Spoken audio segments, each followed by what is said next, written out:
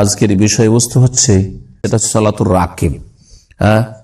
বাহনে বসে থাকা ব্যক্তির নামাজ। বাহনে বসে থাকা ব্যক্তির বলছেন সালাতুর রাকিব,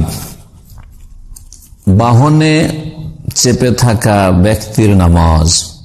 জি হ্যাঁ, যে যানবাহনে আছে। ইয়াজিবু আলা মান ইউসাল্লিল ফারিযা আলা মারকুবিহি লিউযরিন মিম্মা সাবাক ওয়া লা ইউমকিনুহু নুজুল ফিল ওয়াক্তি আন ইস্তাকবিলাল কিবলাতা ইন ইসতাতা লিকাউলিহি তাআলা ওয়া হাইসুমা কুনতুম ফাওয়াল্লু ওজুহাকুম শাতরাহ। বলছেন যেই ব্যক্তি ফরজ নামাজ আদায় করবে নিজের বাহনের উপর, মানে যে বাহনে আপনি চেপে আছেন, লিউযরিন মিম্মা সাবাক, কোন ওজরের কারণে, কোন ওজরের কারণে বাহনের উপর নামাজ পড়তে হচ্ছে আপনার কিসের কারণে? ওজরের কারণে। ওজর একটা হচ্ছে অসুস্থ, বাহনে আপনি বাহনতে নামতে পারছেন না। এমনও আছে যে বাহনে যে চেপে গেছেন বাহনতে নামতে পারছেন, এটাও তো হইতে পারে। ওয়ালা ইউমকিনুহু নুজুল ফিল ওয়াক্তে, নামাজের ওয়াক্ত বাকি থাকা অবস্থায় সে নামতে সক্ষম না। হয়তো নামতে পারবে, যখন নামবে তখন নামাজের টাইম পার হয়ে যাবে। জি হ্যাঁ, নামাজের টাইম না পার হলে একটু লেট করা যেতে পারে, কিন্তু নামাজের টাইম পার হওয়ার আশঙ্কা। বাহনের উপরে আছে আর সময় মতো নামতে পারছে না বাহন থেকে। এটা তো একটা উদাহরণ লেখক দিয়েছেন, কিন্তু আর একটা উদাহরণ যেটা আজকালকার সমস্যা, সেটা হচ্ছে এই কিতাব তো লেখা হয়েছে সৌদি আরবে বসে বসে। এখানে তার ভারতের অবস্থার, বাংলাদেশের অবস্থার, ইউরোপের অবস্থার খবর নেই। ওখানে যখন বাস চলে তা আপনার জন্য মাগরিবে থামবে না, এশাই থামবে না, ফজরে থামবে। হ্যাঁ, জি হ্যাঁ, এরোপ্লেন। তো সবগুলি মাসলা যাতে করে আমাদের ক্লিয়ার হয়ে যায়। এটাও আমাদের পক্ষে কি অসম্ভব যে আমরা এমন বাহনে যেটা আমার নিজের আয়ত্তে নেই, আয়ত্তের বাইরেও থামাতে পারবো না। নামাজের টাইম পার হওয়ার পরে থামবে গাড়ি হয়তো, বা গন্তব্যস্থানে পৌঁছবে, ততক্ষণ পর্যন্ত নামাজের রক্ত চলে যাবে। তো প্রথম যে মাসআলাটি সেটা হচ্ছে আপনি বাহনের উপর নামাজ পড়বেন কখন। বাহনের উপর ফরজ নামাজ তখন পড়বেন যখন বাহন থেকে নামতে পারছেন না। নেমে নামাজ পড়তে পারলে বাহনের উপর নামাজ পড়া যাবে না, কারণ বাহনের ওপর সবগুলি কাজ ঠিকভাবে আদায় করতে পারে, দাঁড়ানো, রুকু, সেজদা, হ্যাঁ, বৈঠক, আর তারপরে আপনার কিবলামুখী হওয়া, আর গাড়ি চলছে, আর সেই সময় সবসময় কিবলার দিকে মুখ করে গাড়ি থাকবে, এটাও জরুরি নয়, ঠিক না? তো এই জন্য যেই বাহন থেকে আপনি নামতে সক্ষম সেই বাহনে ফরজ নামাজ পড়া চলবে না। হ্যাঁ, সুন্নত নফল চলবে, এমনকি বেতরও চলবে, বেতরের হাদিস রয়েছে। আর বেতর যে নবী করিম সাল্লাল্লাহু আলাইহি ওয়াসাল্লাম উটের পিঠের উপরে বসে নামাজ পড়েছেন, এর থেকে বোঝা যায় যে বেতর নামাজ ফরজ ওয়াজিব নয়। বেতরের নামাজ ওয়াজিব নয়, যে হানাফি মাযহাব বেতরকে ওয়াজিব বলছে না, এই যে ওয়াজিব নয় এর একটা শক্ত দলিল হচ্ছে নবী করিম সাল্লাল্লাহু আলাইহি ওয়াসাল্লাম বেতর কিসের উপর পড়েছেন? উটের পিঠের উপর পড়েছেন। হ্যাঁ, যেখানে আপনি আপনার বাহন থেকে যদি নিচে নামতে পারেন তাহলে বাহনের পিঠে ফরজ নামাজ ওয়াজিব নামাজ চলে না। এর দ্বারা বোঝা গেল যে বেতর নামাজ ওয়াজিব নয়। জি হ্যাঁ, আর এছাড়াও হাদিস রয়েছে আল বিতর লাইসা বিহাতমিন, বেতর ওয়াজিব নয়। তবে নবী সাল্লাল্লাহু আলাইহি ওয়াসাল্লাম বেতর পড়তে তাগিদ করেছেন, এজন্য সুন্নাতে মুআক্কাদা, মানে এমন সুন্নাত যার তাগিদ আছে অন্য সমস্ত সুন্নাতের চাইতে শক্তিশালী সুন্নাত, তাগিদপূর্ণ সুন্নাত, গুরুত্বপূর্ণ সুন্নাত হচ্ছে বেতরের সুন্নাত আর ফজর 2 রাকাত সুন্নাত। কখনো নবী সাল্লাল্লাহু আলাইহি ওয়াসাল্লাম সফরে, বাইরে, ঘরে ছাড়েননি বেতরের নামাজ আর ফজর 2 রাকাত সুন্নাত। বাকি সুন্নাতগুলি হচ্ছে সুন্নাতে রাতেবা। আমাদের দেশের মানুষরা আবার সুন্নাতে মুআক্কাদা মানে 10-12 রাকাত যা আছে তাই সুন্নাতে মুআক্কাদা, এইটাও একটা ভুল। জি, এই ভাষাটাও ভুল ভাষা, যার ফলে তাদের কাছে সুন্নাতে মুআক্কাদা বললে ফজর আর বেতর সুন্নাতে মুআক্কাদা, আর জোহরের ওদের কাছে সুন্নাতে মুআক্কাদা, পার্থক্য কি থাকলো? হ্যাঁ, পার্থক্য আছে, কিন্তু আপনারা ভুল বলছেন। জোহরের সুন্নাতগুলি সুন্নাতে মুআক্কাদা নয়, গুলো সুন্নাতে রাতেবা। মাগরিবের সুন্নাত সুন্নাতে মুআক্কাদা না, সুন্নাতে রাতেবা। এশার সুন্নাত সুন্নাতে রাতেবা, সুন্নাতে মুআক্কাদা নয়। কিন্তু ফজরের সুন্নাত আর বেতর সুন্নাতে মুআক্কাদা, মানে যার তাকিদ করা হয়েছে। কিবলামুখী হয়ে নামাজ পড়তে হবে। যদি আপনি কিসের উপর পড়েন? নিজের বাহনের উপর নামাজ পড়েন, ফরজ নামাজ, আর নামতেও পারছেন না আপনি সময় মতো, তাহলে কি করতে? আইয়াস্তাকবিরাল কিবলাতা ইন ইসতাতা, যদি পারেন তাহলে কিবলামুখী হইতে হবে। কিবলামুখী হইতে হবে। আর শুরু থেকে শেষ পর্যন্ত যদি কেবলামুখী হয়ে থাকতে পারেন তাহলে শুরু থেকে শেষ পর্যন্ত কেবলামুখী হইতে হবে, শুরু থেকে শেষ পর্যন্ত কেবলামুখী হয়ে থাকতে হবে। কেন কেবলামুখী হইতে হবে? কারণ কেবলামুখী হয়ে নামাজ পড়া হচ্ছে নামাজের শর্ত, আর শর্ত হচ্ছে ফরজ। লিকাউলিহি তাআলা, মহান আল্লাহর বাণী, সূরা বাকারা আয়াত নম্বর 144 রয়েছে, ওয়াহাইসু মা কুনতুম, যেখানেই তোমরা থাকো না কেন, ফাওয়াল্লু ওয়াজুহাকুম শাতরা, তোমরা তোমাদের মুখমণ্ডল ফিরিয়ে দাও কোন দিকে? সেই দিকে, কিবলার দিকে। ওয়াজিবু আলাইহি ফিলু মা ইয়াকদিরু আলাইহি মির রুকুইন ওয়া কিয়ামিন ওয়া সুজুদিন ওয়া তুমানিনা, আর যারা বাহনে নামাজ পড়বে, বাহনে নামাজ পড়ে যতটা কাজ আদায় করতে পারবে নামাজের, সবগুলি যেভাবে আদায় করতে পারে আদায় করতে, ওর নিচে নামা যাবে না। যেমন রুকু করতে পারলে রুকু করতে হবে, দাঁড়াইতে পারলে দাঁড়াইতে হবে, সিজদা করতে পারলে সিজদা করতে হবে। স্থির ভাবে নামাজগুলি পড়বে, স্থিরতার সাথে, তাড়াহুড়া নয়, হ্যাঁ, আর নড়াচড়া নাই, ঝাঁকানি খাওয়া নয়। কিন্তু যদি এমনি ঝাঁকানি খায়, গাড়ি ঝাঁকানি খাচ্ছে, তো তার তো এখতিয়ারে নেই, তাহলে স্থির ভাবে নামাজ পড়তে হবে। লিকাউলিল্লাহি তাআলা, কারণ মহান আল্লাহ বলেছেন, ফাত্তাকুল্লাহ মাসতাতাতুম, যথাসাধ্য আল্লাহকে ভয়, সূরা তাগাবুন আয়াত নম্বর 16।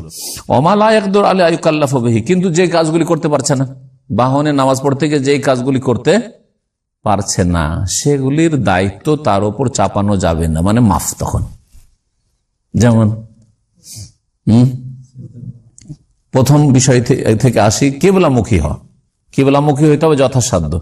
কিন্তু ট্রেনে নামাজ পড়ছেন, ট্রেনে নামাজ পড়ছেন, জি হ্যাঁ, যদি বলে যে ট্রেনে নামাজ পড়ে স্টেশনে নেমে যাবো, স্টেশনে নেমে গেছে, আমি দিয়ে নামাজ শুরু করেছি, আর ট্রেন ছেড়ে দিল, বিপদে পড়বেন না? পড়বেন না। তবে যদি জানা থাকে যে হ্যাঁ ট্রেন 10 মিনিট থামবে আর নামাজ পড়তে আমার 5-6 মিনিট 7 মিনিট লাগবে, তাহলে সেটা আলাদা কথা। হ্যাঁ, প্লেনে নামাজ পড়ছেন, কিবলামুখী হওয়া সম্ভব? অনেক সময় সম্ভব না, কখনো হয়তো সম্ভব হইতে পারে। তারপরে শুরুখানে সম্ভব হয়তো হইলো, শুরুটা করে দিলেন, দেখেন যে স্পেস আছে, আপনি কিবলামুখী হয়ে ইস্তেহাদ করে যেদিকে কিবলা আছে ট্রেনে অথবা বাসে অথবা এতে কি বলছে প্লেনে শুরু করে দিলেন, তারপরে ঘুরে গেলে এদিক ওদিক ঘুরতে থাকা অসুবিধা নেই, নামাজ হইতে থাকবে আপনার। বলছেন যে যেই কাজগুলি করতে পারবে না, লা ইউকাল্লাফু বিহি, সেগুলির দায়িত্ব তার উপর চাপানো যাবে না। ওয়া ইন লাম ইয়াকদির আলা ইস্তিকবালিল কিবলা লাম ইয়াজিব আলী ইস্তিকবালুহা, যদি কিবলামুখী হইতে না পারেন, শুরু থেকে কিবলামুখী হইতে পারছেন না, হ্যাঁ, আপনার প্লেন এমন ভাবে অথবা বাস এমন ভাবে যাচ্ছে যে উত্তর দক্ষিণ হতে পারবেন, কিন্তু পশ্চিম কিবলার দিকে হতে পারছেন না, তো তাহলে কিবলামুখী হওয়া ফরজ নাই।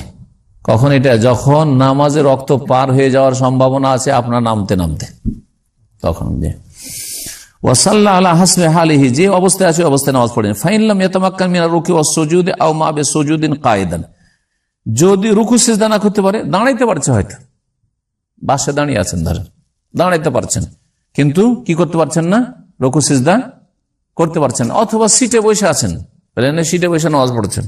প্লেনে অনেক সময় নামাজ পড়তে দেয়, জায়গা দেয় হচ্ছে, আপনি সৌদি আরবের, আমি সৌদি আরবে নামাজ পড়েছি, পড়া যায়, অথবা বাংলাদেশ বিমানে নামাজ পড়া যেতে পারে, মুসলিমগুলিতে অনেকটা সুবিধা আছে। তো জায়গা চাইবেন, মুসলিম হোক আর অমুসলিম হোক, তারা জায়গা চাইবেন, যদি দিয়ে দিত আলহামদুলিল্লাহ, যদি বলছেন না আমাদের কাছে কোনো জায়গা নেই, তাহলে আপনি আপনার সিটে বসে যান, সিটে বসে আপনি নামাজ পড়তেন, কিবলামুখী না হইতে পারলে অসুবিধা নাই। রুকু সিজদা তো করতে পারছেন না, তখন হ্যাঁ কি করবেন, আপনি ইশারা করে রুকু সিজদা সারবেন। আও মা বিসুজুদিন কায়দান, বসে সিজদার ইশারা করবে, অবে রুকুইন কায়মান, আর দাঁড়াইতে পারলে হ্যাঁ রুকুর ইশারাটা হ্যাঁ দাঁড়ানো অবস্থায় করবে। ইনতামাক্কান মিনাল কায়ম, যদি দাঁড়াইতে পারে, কিন্তু দাঁড়াইতে যদি না পারেন, দাঁড়াইতে না পারেন তাহলে দাঁড়াবেন না। অনেক সময় হয়তো দাঁড়াইতে পারছেন, বসতেও পারছেন, কিন্তু রুকু সিজদা করতে পারছেন। আর যদি দেখা যায় না একই অবস্থায় আমি আছি, বসে তো বসি। ফাইন তামাক্কানা মিনান নুজুল ফিল ওয়াক্তে, হ্যাঁ এখন আমি দেখছি যে আমার জার্নি শুরু হয়েছে সকাল 10টায় বা 11টায়, তখন জোহর হয়নি, সুতরাং জোহর পড়া যাবে না, সময়ের আগে নামাজ হবে না। উঠে গেছেন আপনি গাড়িতে বা আমি উঠে গেছি, তারপরে জোহর গেল, আসর, সন্ধ্যা, হয়তো 5টায় সূর্য ডুববে, 4টার মধ্যে আমি নেমে যাব নিশ্চিত, তাহলে কি বাসে নামাজ পড়া যাবে না? পড়া যাবে না। যদি সময় থাকতে নেমে যেতে পারেন আপনি, তাহলে কি করতে হবে, নেমে নামাজ পড়া। ফাইন তামাক্কানা মিনান নুজুল ফিল ওয়াক্তি আও কানাত তুজমাউ লিমা বাদাহা, যদি সময়ের মধ্যে নেমে যেতে পারেন, অথবা এমন নামাজ যেই নামাজটি পরবর্তী নামাজের সাথে জমা করা যেতে পারে। দুই রকম নামাজ আছে তাহলে, যেমন জোহরের নামাজকে আসরের সাথে জমা করা যেতে পারে, মাগরিবের নামাজকে এশার সাথে জমা করা যেতে পারে, ফজরের নামাজকে কারোর সাথে জমা করা যাবে না, ঠিক না? না এশার সাথে জমা করা যাবে আর না জোহরের সাথে জমা করা যাবে, মাঝখানে বর্ডার আছে ওর, ঠিক না? সূর্য ওঠা থেকে শুরু করে মাথার উপর থেকে সূর্য গড়া পর্যন্ত এটা একটা বর্ডার, কোন নামাজের টাইম নাই, এটা ফজরের টাইম না আর জোহরের টাইম না, ঠিক কিনা? তো একে জমা করা যাবে না, কিন্তু শেষ অক্ত পর্যন্ত অপেক্ষা করতে পারবেন। ফজর হয়েছে, সোহসাদে খেয়েছে, বাস থামছে না। অনেক সময় এরকম হয়, ওমরার বাসগুলি যে আসে না, আসার পরে ধরেন থামলো না, মানে পেট্রোল পাম্প পার হয়ে চলে আসছে, আউয়াল ওয়াক্তে থামলো না। কি বলে ড্রাইভার গুলো, যে দামামে গিয়ে নামাজ পড়বো, বলে না? বলে না? অনেক সময় বলে কিন্তু। হ্যাঁ, আর আসার পরে আপনি ওয়াক্ত পেয়ে গেলেন, সূর্য ওঠার আগে আগে আপনি নামাজ পেয়ে গেলেন, তাহলে অসুবিধা নেই, কোনো অসুবিধা নেই। কিন্তু দেখছেন যে না, ও দামাম নাও বলছে, দামাম যেতে যেতে সূর্য উঠে যাবে, তাহলে কি করতে হবে? ওতে নামাজ পড়তে হবে গাড়িতে। বলছেন যে ফাইন তামাক্কানা মিনান নুজুল ফিল ওয়াক্তে, সময় থাকতে নেমে যেতে পারবেন, যেই নামাজটা জমা করা যায় না, যেমন ফজরের নামাজের সময় থাকতে সূর্য ওঠার আগে আগে গাড়ি থেকে নেমে যেতে পারবেন। আও কানা তুজমা লিমা বাদা, অথবা প্রথম আউয়াল ওয়াক্তের নামাজ ওয়াক্ত শেষ হয়ে যাবে, আউয়াল নামাজের প্রথম নামাজের ওয়াক্ত শেষ হয়ে যাবে, কিন্তু তারপরে নামাজের সাথে ওকে জমা করা জায়েজ আছে। যেমন মাগরিবের নামাজের টাইম হচ্ছে মোটামুটি 1 থেকে 1.5 ঘন্টা, এর বেশি নয়, তারপরে একবার অন্ধকার হয়ে যাবে, এশার ওয়াক্ত শুরু হয়ে যায়, 1 ঘন্টা থাকে।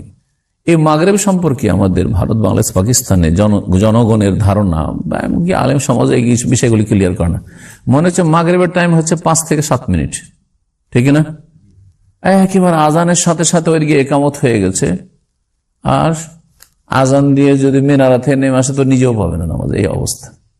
আর ওই আজান একামতের মাঝখানে তো নামাজ তো একবারে কড়া হারাম, আবার এখানে কি নামাজ আছে? অথচ নবী সাল্লাল্লাহু আলাইহি সাল্লামের বাণী যে আজান একামতের মাঝখানে নামাজ আছে আছে আছে, লেমান শাহ যে ইচ্ছা করে পড়ুক। সুন্নত বিরোধীতে দেখছেন কিন্তু সাথে সাথে নামাজ শুরু করে দেওয়া। তাহলে কেউ যদি রোজা ইফতার করে তো মাগরিব জামাত পাবেই না। একমাত্র রমজান মাসে একটু টাইম দেয়, আর বাকি টাইম দেয় নেই। অথচ মাগরিবের জন্য যথেষ্ট টাইম আছে, মাগরিব 1 ঘন্টা পর্যন্ত। পশ্চিম দিকের লাল যে আভা, ওটা যতক্ষণ পর্যন্ত নিশ্চিন্ন না হয়ে যায় ততক্ষণ পর্যন্ত মাগরিবের টাইম আছে। মাগরিবের টাইম শেষ হলে তো এশা শুরু হয়ে যায়। তাহলে যদি 20 মিনিট বা আধা ঘন্টাতে মাগরিবের টাইম শেষ হয়ে যায়, তো আধা ঘন্টা পরে কি এশার টাইম শুরু হয়? না, ওটি শুরু হয় না। কমপক্ষে 1 ঘন্টা হইতে হবে। সৌদি আরবে 1.5 ঘন্টা টাইম দেওয়া হয়, রমজান মাসে 2 ঘন্টা দেওয়া হয়।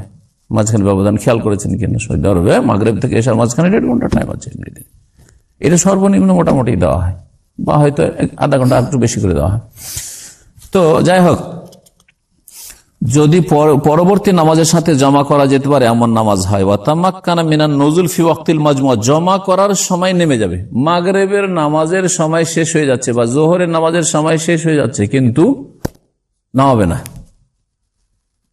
যেমন একটু আগে একটু উদাহরণ দিচ্ছিলাম, 10টা 11টায় চেপেছেন, তারপরে ও 2টো 2:30 3টাতে বা ধরেন 3টাতে আসর নামাজ ধরে নেন, 3টে আসর নামাজ, 3টাতে নামতে পারবেন না। নামবেন কখন? 4টা 4:30টায়। মাগরিব হইতে এখনো সময় আছে, তাহলে আসরের রক্ত পেলেন না? পেলেন না। পরের নামাজের রক্ত পেলেন, তাহলে জোহরকে কি করবেন? আসরের সাথে জমা করবেন, জামা তাখির, যেটাকে বলা হয় জামা তাখির, বিলম্বের জমা। এর বিপরীত মাসালা এখানে বলা হয়নি।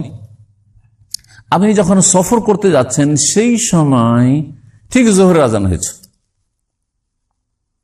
প্লেনে চাপতে যাচ্ছেন অথবা গাড়িতে চাপতে যাচ্ছেন ওই সময়, আর যে আপনার জার্নি শুরু হবে তো একবার সূর্য ডুবে অন্ধকার হয়ে যাবে, তার মানে নেমে আসর নামাজ পড়ার কোনো সুযোগ নেই। তখন কি করবেন? জামা তাকদিম করবেন, জামা অ্যাডভান্স জমা করেন, মানে জোহরের টাইমে আসর পড়ে নেবেন, মাগরিবের সময় এশা পড়ে নেবেন। মাগরিবের সময় টাইম পেলেন, মাগরিবের সময় মাগরিব এশা যদি পড়ে নেন 3-2-5 রাকাত পড়ার সময় আছে, আর তারপরে গাড়িতে চাপবেন। কিন্তু যদি চেপে যান গাড়িতে, তাহলে আর এশা পড়ার টাইম পাবেন না, রাত 11টা পার হয়ে যাবে, অর্ধেক রাত 10:30 পৌনে 11টা, তো অর্ধেক রাত সে হয়ে যায়, যত বড় রাত হোক না কেন। আজকাল সন্ধ্যা 5টা থেকে শুরু করে ফজর 5টা পর্যন্ত যদি অর্ধাঅর্ধি করেন তাহলে 6, 5, 11টা 11:30 না 11, 5টা থেকে 5টা 12 ঘন্টা না, 12 ঘন্টাকে 6, 5, 11, রাত 11টায় এই বড় রাতেও এশার নামাজের টাইম শেষ। তাহলে আমাদের জনগণ যে ভুল বুঝে যে অর্ধেক রাত মানে রাত 12টা, ওরা ইংরেজি বুঝে, মানে রাত 12টাতে যেহেতু ডেট চেঞ্জ হয়, তারিখ চেঞ্জ হয়, হ্যাঁ ইংরেজি, সেই জন্য বুঝে। এটা অজ্ঞতা, এটা ঠিক না। আপনার রাতটাকে ভাগ করতে হবে, সূর্য ডুবা থেকে শুরু করে ফজর আজান পর্যন্ত, এটা হচ্ছে আপনার রাত, এটা ভাগ করে দেখতে হবে। যখন আপনি অগ্রিম জমা করতে পারবেন অগ্রিম জমা করেন, জোহরের টাইমে আসর পড়ে নেন, যদি আশঙ্কা থাকে যে আর চলবে না, আর আপনার জন্য জায়েজ আছে জমা করে যখন সফরে যাচ্ছেন। যদি দেখেন যে না এখন জোহরের টাইম হয়নি আর আসরের টাইমে আমি জমা করে নিতে পারবো, যদি একটু লেট করে হোক না কেন, তাহলে আপনি জোহরকে কি করবেন, আসরের সাথে জামা তাখির। তাহলে জমা হচ্ছে 2 রকম, জামা তাকদিম আর জামা তাখির, অগ্রিম জমা করা আর বিলম্বে জমা করা। তো এইভাবে জমা করতে হবে। বলছেন যে যদি সময়ের মধ্যে না নামতে পারে বাহন থেকে, অথবা আওকানা তুজমা আলিমা বাদে, অথবা নামাজটি পরবর্তী নামাজের সাথে জমা করা যেতে পারে, আর সেই নামাজ ফাইন তামাক্কানা মিনান নুজুল ফিল ওয়াক্তে, সে যদি নামতে পারে সময়ের মধ্যে বাহন থেকে নেমে যেতে পারে, অথবা প্রথম ওয়াক্তের নামাজটি দ্বিতীয় ওয়াক্তে জমা করা যেতে পারে, যেমন জোহরের নামাজ অথবা মাগরিবের নামাজ, আর দ্বিতীয় নামাজের ওয়াক্তের মধ্যে নেমে যেতে পারবে, তাহলে কি করবে, ইন্তাজার, অপেক্ষা করবে। কিসের অপেক্ষা করবে? তাহলে গাড়ি তার নামাজ পড়া চলবে না, অপেক্ষা করেন হাত্তা ইয়ানজিলা, নামা পর্যন্ত, ফায়ুসাল্লি সালাতান তাম্মা, তারপরে পূর্ণরূপে নামাজ পড়বেন আপনি আপনার প্লেন থেকে নেমে, আপনার ট্রেন থেকে নেমে, আপনার বাস থেকে নেমে। এই মাসালাগুলির বড় দেশগুলিতে খুব দরকার হয়। ভারতে যদি আপনি সফর করেন কলকাতা থেকে বোম্বাই, তো 50 থেকে 60 ঘন্টা, 52 ঘন্টা সফর তো আমি করেছি। এটা কম ডিস্টেন্স বললাম, মানে 3000 কিলো, 2.5 থেকে 3000 কিলোমিটার। যদি কেউ আসাম ত্রিপুরা থেকে, কোথায় আসাম ত্রিপুরা দেখি কারো ম্যাপ সম্পর্কে, ভূগোল সম্পর্কে জ্ঞান আছে কিনা। হ্যাঁ, কোন বর্ডারে, পূর্ব দিকে না পশ্চিম দিকে? পূর্ব দিকে, একেবারে ব্রাহ্মণবাড়ির বর্ডার, ঠিক না? ত্রিপুরা ভারতের, ঠিক না? ত্রিপুরা রাজ্য থেকে যদি বোম্বাই আসে, তাহলে ত্রিপুরা থেকে মেঘালয়, আসাম, পশ্চিমবঙ্গ, বিহার হয়ে ঘুরতে ঘুরতে ওকে বোম্বাই বা দিল্লি আসতে ওকে 70-80 ঘন্টা লাগবে। কথা বোঝা গেছে? প্লেনে হলে তো বাংলাদেশের উপর দিয়ে তাড়াতাড়ি চলে আসলে, কিন্তু যখন বাই রোড আসবে তখন তো আর বাংলাদেশে ঢুকতে পারছে না, তখন তো ওকে ঘুরতে হবে, কয়েকটা স্টেট ঘুরে আসতে হবে, প্রদেশ ঘুরে আসতে হবে। এই ঘুরতে ঘুরতে ঘুরতে যদি 70-80 ঘন্টা যদি ও সফর করে, নামাজের অবস্থা কি হয়? অধিকাংশ মুসলিমরা তাদের মূর্খতার কারণে, তাদের অজ্ঞতার কারণে কত যে গুনাহগার হচ্ছে। আর জনগণ তো বাদ দেন, মাদ্রাসা আমরা লেখাপড়া করেছি, অধিকাংশ মাদ্রাসার ছেলেরা, এমনকি শিক্ষকরা এইসব মাসাইলেও খেয়াল রাখে না। ইন্না লিল্লাহি ওয়া ইন্না ইলাইহি রাজিউন। এসে দেখা যাচ্ছে যারা ওদের মধ্যে ভালো মানুষ, ভালো যারা আল্লাহকে ভয় করে, তারা দেখছে যে কি করছে, একসাথে অনেক নামাজ পড়ছে। আমার ছোটকাল দেখেছি এরকম, ছোটকালে কি যৌবন কালো, 18 বছর 20 বছর বয়স, দেখছি অনেক নামাজ পড়েই যাচ্ছে। কিসের নামাজ? বলছে যে কালকে বাড়ি থেকে বেরিয়েছি, আজকে আসলাম, কারো 5 ওয়াক্ত ছুটে আছে, কারো 10 ওয়াক্ত ছুটে আছে, হ্যাঁ সব পড়ছে। কথা বোঝা গেছে? আবার কেউ কি করে যে প্রত্যেক ওয়াক্তে ডবল, এই বেদাতীদের উমরি কাজার মধ্যে, বেদাতীদের উমরি কাজার মতো 10 বছর নামাজ ছুটেছে অতীতে, এখন দিশা হুঁশ হয়েছে, বলছে 10 বছর ছুটে গেছে, তো কি করতে হবে? বেদাতি হুজুরের কাছে ফতোয়া নিয়েছে যে 10 বছর তুমি কাজা করো, তো কেমন করে কাজা করো? একসাথে তো অতগুলি কাজা করা যাবে না, এক দিনে 5, তাহলে 10 বছর হিসাব করলে কত হাজার নামাজ হয়? তো বলছে একটা সহজ হিসাব, বেদাতি হিসাব, যে প্রত্যেক নামাজের সাথে ডবল নামাজ পড়ো। জোহর 4-4-8, আসর 4-4-8, আর মাগরিব 3-3-6, এই করে বেদাতি নামাজ পড়ে, অথচ এর কোন অস্তিত্ব নেই, ভিত্তি নেই ইসলামে যেটা প্রমাণিত দলিল সম্মত, সেটা হচ্ছে যার কিয়ামতের দিনে হাসরের মাঠে ফরজ নামাজ ঘটে যাবে, কমে যাবে, আর সেখানে সে হিমশিম খাবে পাশ করতে, আর ফেল হয়ে যাবে, আল্লাহ রহম করবেন। আর বললেন উনজুর লিইবাদি হাউলাই হাল মিন তাতাও, দেখো এইসব বান্দারা ফেল করছে, ওর কোন সুন্নত নফল আছে কিনা খুঁজো আমল নামাতে। যদি সুন্নত নফল থাকে। ঠিক আছে, মেলা নামাজ ছুটে গেছে, আর তো করার কিছু নেই, যা চলে গেছে চলে গেছে, কিন্তু তারপরে সে সলাত দোহা শুরু করে দিয়েছে, চাস্তের নামাজ, তারপরে তাহাজ্জুদ ডেইলি 8 রাকাত 10 রাকাত করে তাহাজ্জুদ অতিরিক্ত পড়েছে, তারপরে এই সুন্নত নামাজগুলি দিনে 10-12 রাকাত পড়েছে, এগুলো দিয়ে তখন ঘাটতি পূরণ শুরু হল, এইগুলো দিয়ে ঘাটতি পূরণ হবে। আর আপনি উমরি কাজা করবেন বেদাতি তরিকায়, আর আপনার মুখে ছুড়ে দেওয়া হয়, মানে আমল আলী আমরানা ফওয়ারাদ, যে এমন কোন আমল করলো যেটা নবী করিম সাল্লাল্লাহু আলাইহি ওয়াসাল্লাম আদর্শ নয়, সেটা রাদ্দুন, মুখে উল্টা ছুঁড়ে ফেলা হবে, রদ করে দেওয়া, রিজেক্ট করে দেওয়া হবে। সুতরাং এই বেদাতি তরিকাগুলি বাদ দেন যারা করছেন, আর যেসব আত্মীয় স্বজনরা করছে তাদেরকে সতর্ক করুন, না হলে আমেলাতুন নাসিবাতুন তাসলা নারান হাবি, আমল করলেন, কঠোর পরিশ্রম করলেন, কিন্তু শেষ পরিণাম বেদাত করার কারণে জ্বলন্ত আগুনে জাহান্নামে ঢুকতে হবে। আল্লাহ যেন হেফাজত করেন এবং সুন্নতি তরিকার দিকে ফিরে আসার তৌফিক দান করেন।